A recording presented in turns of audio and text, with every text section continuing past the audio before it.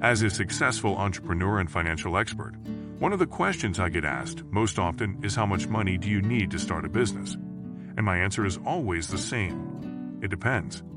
The amount of money you need to start a business can vary widely depending on a number of factors, including the type of business you're starting, your location, your industry, and your business model.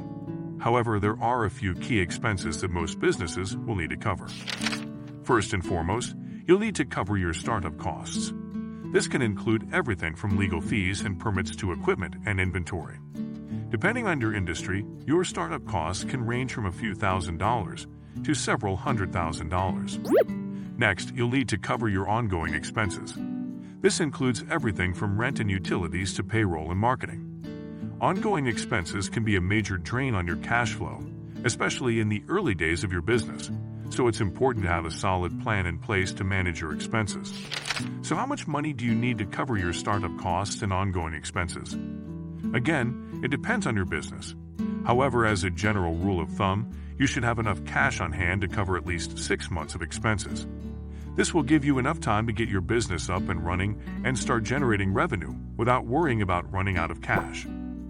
Of course, the amount of money you need to start a business can vary widely depending on your industry and business model.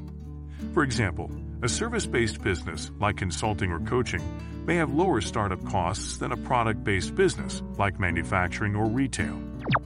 Similarly, businesses in certain industries may require more startup capital than others.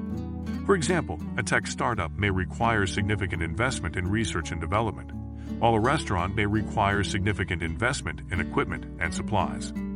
So how do you figure out how much money you need to start your business?